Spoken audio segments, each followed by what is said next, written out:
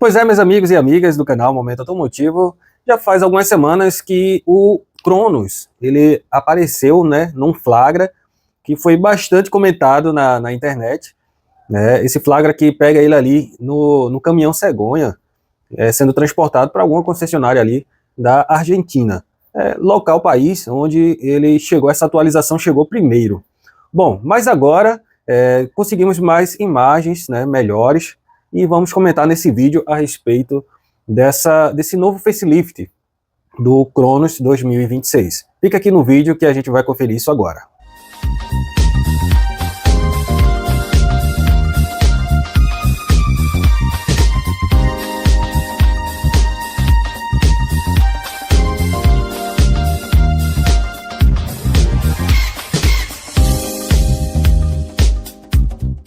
Olá, eu sou o Riva e esse é seu canal favorito, Momento Automotivo.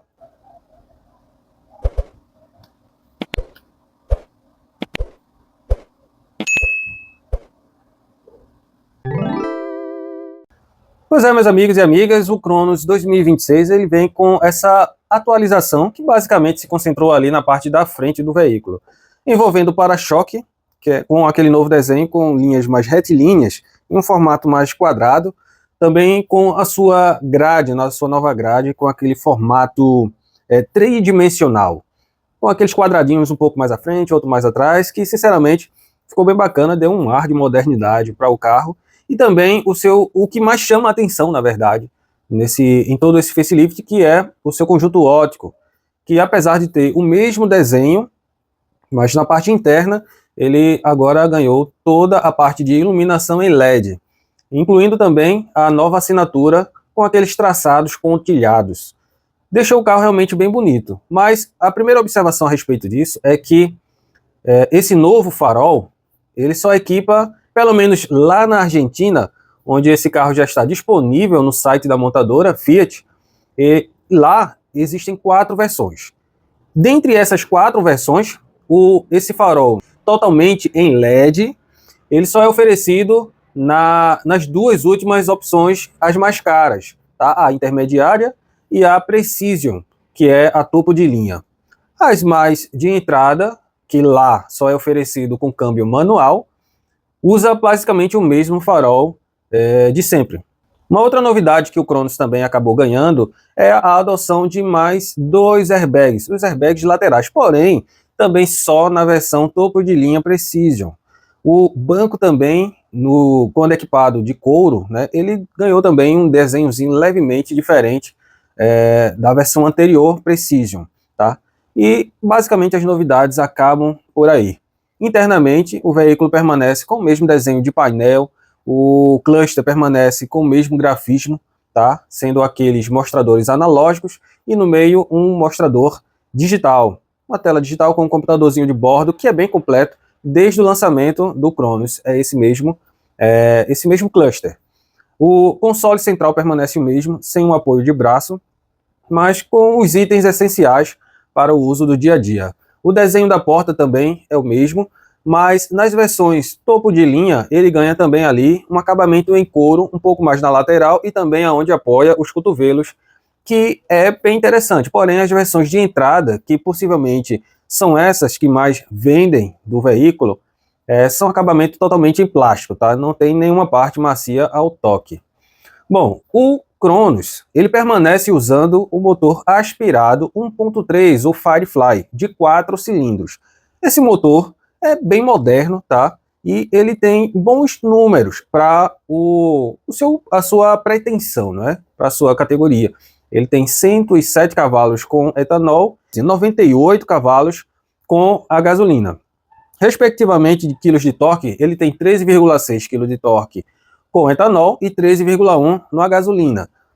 Seu consumo ele vai girar ali entre 12,6 e 14,6 quilômetros, respectivamente, cidade e estrada com gasolina, e 8,9 e 10,7 nesta mesma proporção, cidade e estrada com etanol. Não são números, em relação ao consumo, são bons números, mas em questão de cavalaria e desempenho, não são números que empolgam tanto. Na verdade, são números ok para um veículo. Mas o que chama atenção para esse veículo é o seguinte, é o seu custo-benefício. Hoje, se ele vier realmente, de fato, com o preço amplamente divulgado e comentado, que é na casa ali dos 113 mil reais, ele virá somente ali na casa dos 3 mil reais, mais barato que a primeira versão do Onix Plus com câmbio automático. Só lembrando, o câmbio usado, o conjunto mecânico usado no Cronos, ele é composto também pelo câmbio CVT, que simula até 7 velocidades. O que acontece? O Cronos pode se tornar um veículo bem lembrado, né, na hora da compra final. Por quê? Aqui a gente vai entrar agora na base de opiniões, tá? Eu vou dar minha opinião e depois eu espero bastante que vocês também deixem suas opiniões aqui. O que acontece? Apesar do Cronos ser o único ainda no mercado a não ganhar um motor 1.0 turbo, aquele motor downsize, que é um motor de baixa cilindrada com adoção do turbo, que acaba tendo aquele desempenho bem bacana para um veículo ali de entrada da marca ou até um pouco mais acima, não é? Mas ele é o único que não se faz utilizar desse motor. E não porque a montadora não tenha, até porque todos sabem que a Fiat já usa motores turbo. Isso pode também ser uma vantagem. Em algumas situações, a gente observa que a maioria das montadoras, ou os seus motores turbos, principalmente a Chevrolet, andam entregando muito problemas para os proprietários. Seja eles por peças realmente que quebram rápido demais antes do período previsto, como também na questão do preço de reposição.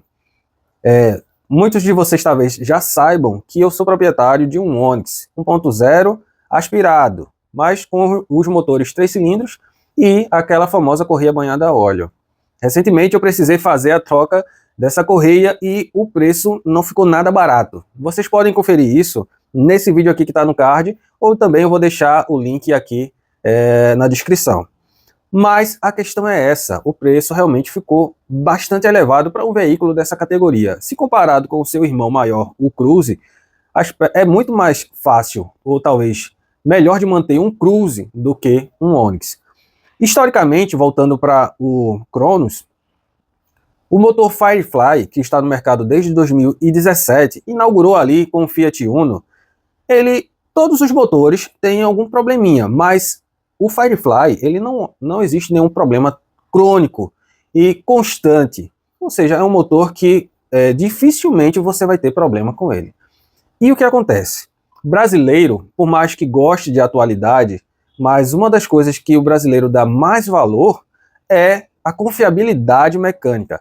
Lembramos muito bem, talvez você lembre, ou se não, se seu pai estiver por perto, ou seu avô, você pode perguntar o que significava os motores AP da Volkswagen, ou a linha Volkswagen ali na década de 80 e 90. A Volkswagen era muito conhecida nessa época pela questão da confiabilidade mecânica, e passou-se muitos anos com essa fama. Não é? Cada montadora tinha uma característica ali forte, mas a da Volkswagen era a confiança mecânica, confiabilidade. E com essa fama, ela vendeu bastante e se manteve no mercado forte por muito tempo.